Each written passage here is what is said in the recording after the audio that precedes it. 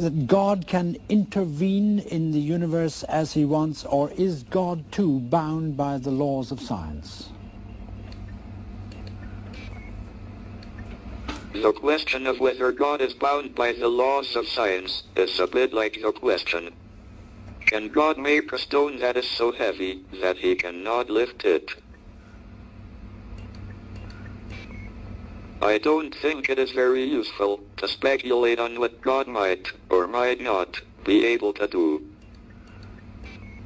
Rather, we should examine what he actually does with the universe we live in.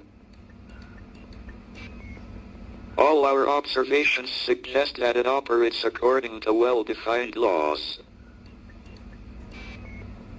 These laws may have been ordained by God, but it seems that he does not intervene in the universe to break the laws, at least, not once he had set the universe going. When Stephen Hawking was diagnosed with amyotrophic lateral sclerosis, ALS, in 1963, few thought he would live more than a couple of years. At the time he was diagnosed, Professor Hawking asked a question often posed when people are diagnosed with a terminal illness: why me? He wrote about this in the memoir, My Brief History. I felt it was very unfair. Why should this happen to me? At the time, I thought my life was over and that I could never realize the potential I felt I had. Due to his sustained condition, it took him about 40 hours to devise a 45-minute lecture. But Professor Hawking lived decades longer than he or many medical experts expected that he would. Professor Hawking had just turned 21 when he was diagnosed with a very rare slow-progressing form of ALS, a form of motor neuron disease.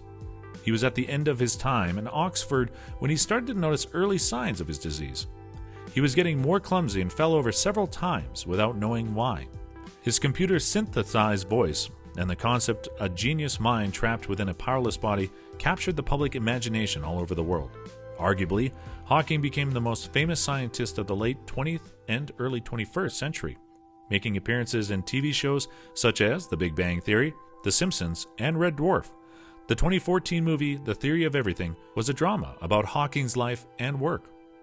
Hawking's 1988 book, A Brief History of Time, became an instant bestseller and was translated into 30 languages.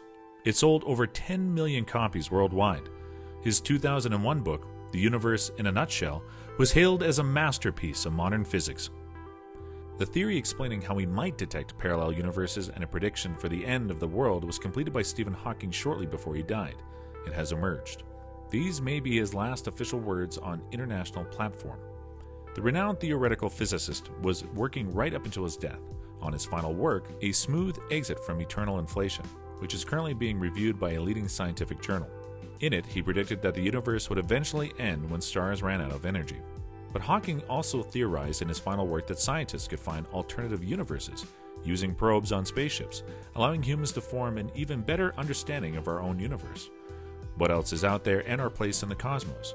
While Hawking spoke on his lack of belief in God during his life, several of his other answers are more surprising.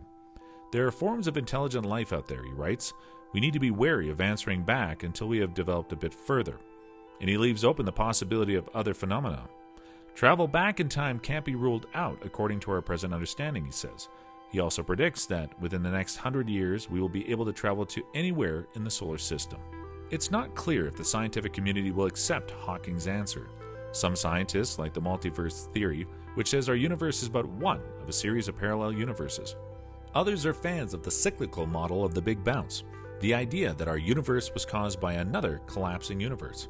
At least one physicist is open to the idea that a Star Wars-type world existed before the Big Bang, and others have suggested that aliens brought life to our universe. We'll stick with Stephen Hawking's theory of nothing for one simple reason. The only way for something to come out of nothing is if it's created by something that already existed.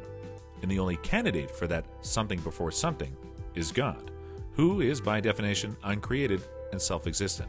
The writer of the book of Hebrews puts it this way. If you liked the video, subscribe to the channel.